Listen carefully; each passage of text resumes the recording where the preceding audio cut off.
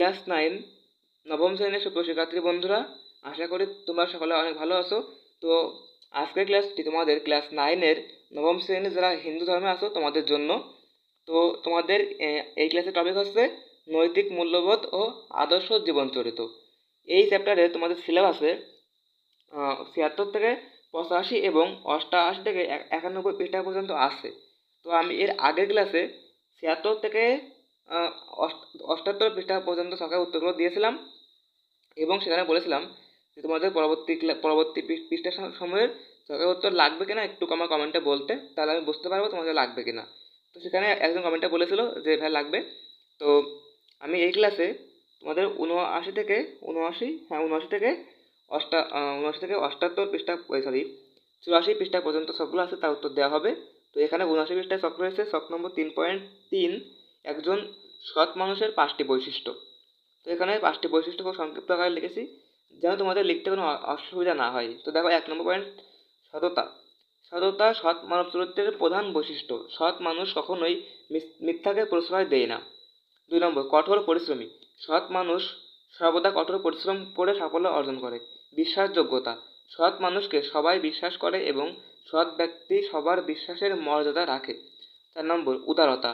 সৎ মানুষ অন্যদের সাহায্য করতে সদা প্রস্তুত থাকে এবং দয়ালু মনোভাব পোষণ করে। 5 নম্বর, ন্যায়পরায়ণতা। সৎ মানুষ সবসময় ন্যায় ও নীতির প্রতি শ্রদ্ধা করে এবং সুবিচার প্রতিষ্ঠার চেষ্টা করে। তো এখানে 5টি পয়েন্ট খুব সংক্ষিপ্ত করে এবং খুব সহজে লেখা রয়েছে, তোমরা এখান থেকে লিখে নিও। এখানে 79 পৃষ্ঠা শখ। এরপরে 80 পৃষ্ঠায় এখানে শখ না, এখানে এই চক্রব্যূহ অভিমন্যুর গল্প এখানে আছে, তোমরা এই গল্পটা অবশ্যই পড়বা। এখান থেকে কিন্তু অনেক ইম্পর্টেন্ট গল্প, এখান থেকে অনেক প্রশ্ন আসবে বার্ষিক পরীক্ষায়। তো প্রত্যেকে তোমরা পড়ে নিও। আমি পড়াচ্ছি না কারণ গল্প পড়ালে অনেক ভিডিও অনেক বড় হবে, তোমাদের শখ পূরণ করা হবে না, ঝামেলা হবে। তো এখানে শখ নম্বর 3.4 রয়েছে, সৎ সাহস। এখানে সৎ সাহস বলতে তুমি যা বোঝো তা কয়েকটি পয়েন্টে উল্লেখ করো।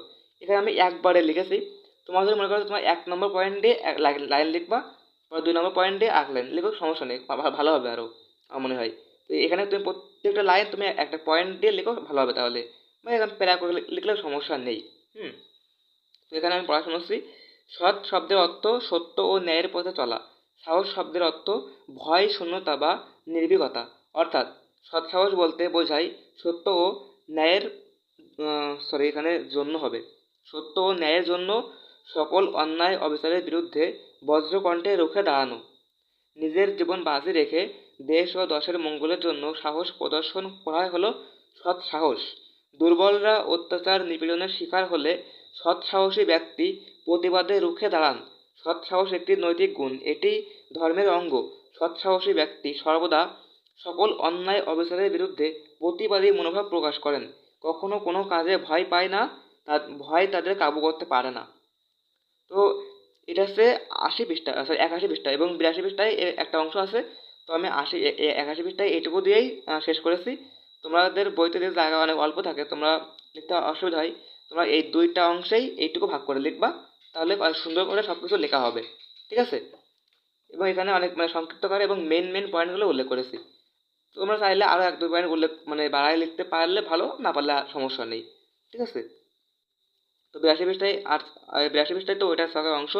এবার 83 পৃষ্ঠায় এখানে যুধিষ্ঠিরের নিতে সরি, এখানে একটা গল্প আছে, মানে গল্প বলতে এখানে এই মহাভারতের কাহিনী আর কি, এরকম পড়বা, খুব কাজে দেবে। তো এরপরে 83 পৃষ্ঠা এবং 84 পৃষ্ঠা মিলে শখ নম্বর 3.5 বিবেকবোধ। এখানে বিবেকবোধের শখে কি আছে, যুধিষ্ঠিরের বিবেকবোধের পরিচয়।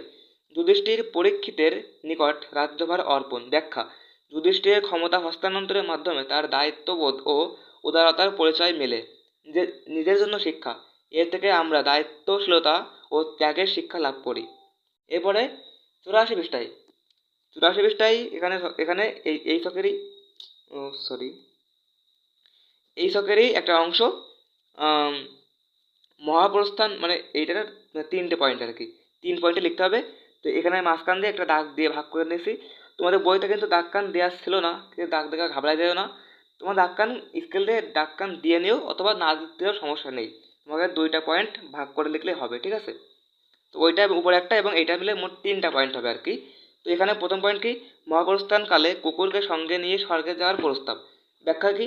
মহাপ্রস্থানকালে সঙ্গী দ্রৌপদী ও 4 ভাইয়ের সকলে দেহত্যাগ করলে একটি কুকুর তার পেছনে চলতে থাকে। তখন তিনি কুকুরটিকে রেখে স্বর্গে যেতে অসম্মত হন। মানবতার প্রাণীর প্রতি ভালোবাসা, দুঃসময়ে যে পাশে থাকে, সুখের সময় তার সহায় হতে হয়। 3 নম্বর, স্ত্রী ও ভাইদের নরকে দেখে স্বর্গসুখ ভোগে অসম্মত হওয়া। যুধিষ্ঠির তার সৎ গুণের জন্য স্বর্গ লাভ করে, কিন্তু তার পরিবার তা লাভ করে না। তখন তিনি পরিবার রেখে একা স্বর্গসুখ ভোগ করতে চাননি। শিক্ষা কি? সাধু ব্যক্তি নিজের পাশাপাশি সকলের পাপ মুক্ত করেন। কথায় আছে, সৎসঙ্গে স্বর্গবাস। তো প্রিয় শিক্ষার্থীরা, আশা করি তোমরা এই সবগুলো খুব সুন্দরভাবে ক্লিয়ার উত্তর পেয়েছো এবং বুঝতে পারছো, তোমরা ভালোভাবে লিখতে পারবে। তো আমি এই ক্লাসে আর আর মানে দিচ্ছি না, এই 84 পৃষ্ঠা পর্যন্তই থাকুক, এবং আমি পরবর্তী ক্লাসে এর পরবর্তীতে যে 85 পৃষ্ঠা এবং সিলেবাস অনুযায়ী 88 থেকে 91 পৃষ্ঠা পর্যন্ত সবগুলো আছে, আমি আর একটা ক্লাসে অবশ্যই খুব শীঘ্রই সেটা দিয়ে দেবো। তোমরা অবশ্যই চ্যানেলটি সাবস্ক্রাইব করবে এইভাবে, তাহলে পরবর্তী ক্লাসগুলো সবার আগে পেয়ে যাবে, নাহলে ক্লাসগুলো পরবর্তী তোমার পাইতে অসুবিধা হবে। তো সকলকে ধন্যবাদ। আজকের ক্লাসে এই পর্যন্তই, দেখা হচ্ছে বা পরবর্তী ক্লাসে।